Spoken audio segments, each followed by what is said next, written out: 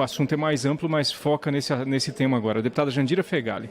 Da sessão legislativa de 2020, espero que nós tenhamos a capacidade de servirmos melhor ao povo brasileiro do que em 2019, fazendo deste parlamento, de fato, uma representação mais genuína das demandas e interesses da nossa gente, impedindo que pautas aqui sejam aprovadas que retirem direitos, que reduzam a democracia ou que afrontem a nossa história e os interesses das mulheres e homens desse país. Apesar do recesso, nós acompanhamos muita coisa. Acompanhamos intervenções políticas do governo, acompanhamos a luta do povo que não parou, até porque a política não para mesmo que o parlamento interrompa as suas atividades. E pudemos ver que a expressão da essência desse governo se apresentou. E se apresentou por alguns exemplos muito marcantes. Um deles foi o pronunciamento do secretário de Cultura, Roberto Alvim, que numa péssima interpretação de Goebbels ou da representação do que significava o nazismo no mundo,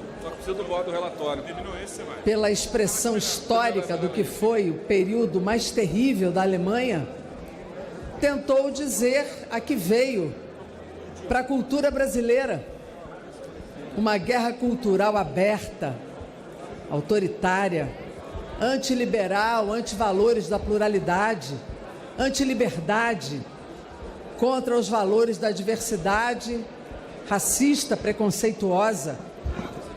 Estado e raça é só um. Isso era o slogan do nazismo. Roberto Alvim, destituído pela repercussão, pela pressão, inclusive, da comunidade israelita e pela repercussão absolutamente negativa dentro e fora do Brasil, mostrou a essência de uma política que, apesar da sua substituição, essa é a política do governo, que nós vamos continuar confrontando e exigindo liberdade, diversidade, liberdade de criação, de pensamento para a cultura brasileira. Na educação, não adianta dizer que é o ministro mais desqualificado, porque desqualificado é ele. E a questão do Enem é muito grave. Aliás, ele tem que ser convocado para vir aqui explicar o que tem acontecido, para que mais uma vez nós possamos de pronto falar da sua demissão, exigir a sua demissão.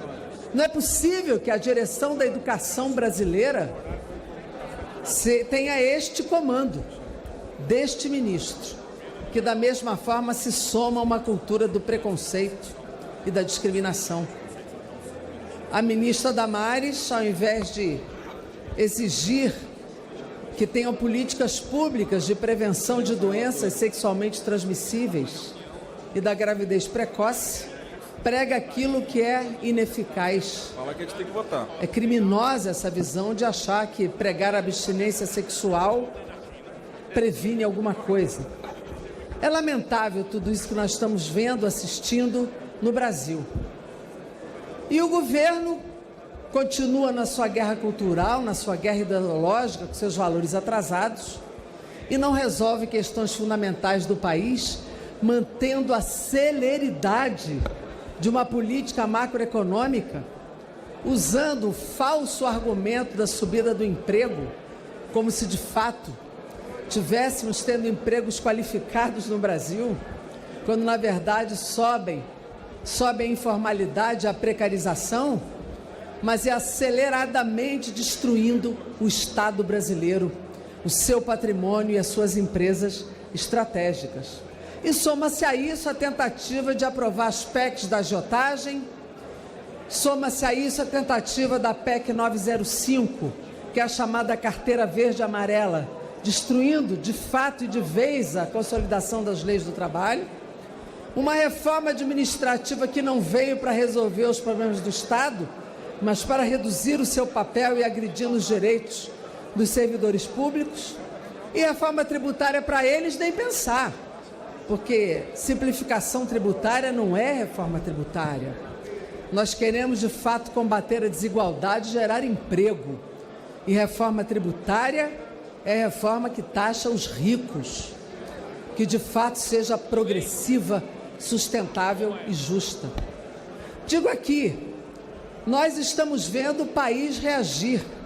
Estamos vendo a greve dos petroleiros, da Casa da Moeda, do Dataprev, que estão apontando as suas privatizações, já estão querendo definir as suas privatizações junto com a Eletrobras, com a própria Petrobras, que começaram pelo Refino, pela Transpetro, e querem fazer demissão em massa na fábrica já de fertilizantes nitrogenados do Paraná.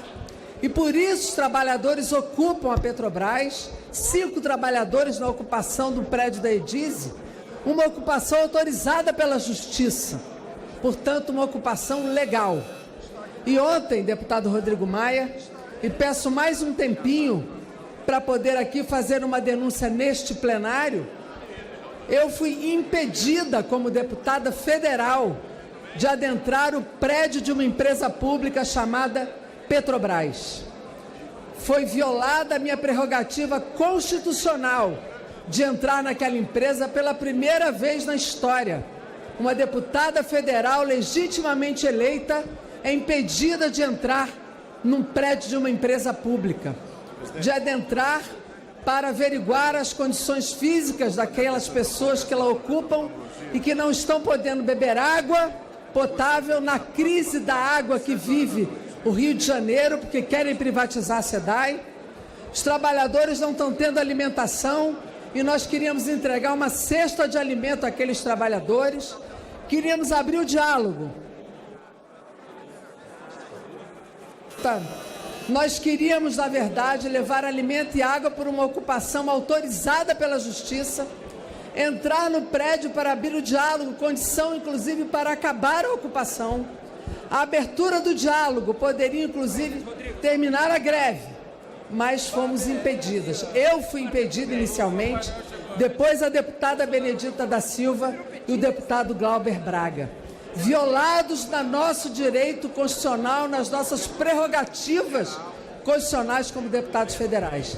Encaminhei o ofício ao deputado Rodrigo Maia e espero sinceramente, deputado Rodrigo, que a Câmara tome providências, que processe a Petrobras, que tome providências imediatas, porque hoje é com o mandato da deputada Jandira, da deputada Benedita, do deputado Glauber, amanhã pode ser com qualquer um dos parlamentares aqui presentes, que podem ser impedidos de exercer as suas prerrogativas constitucionais. Muito obrigada, presidente.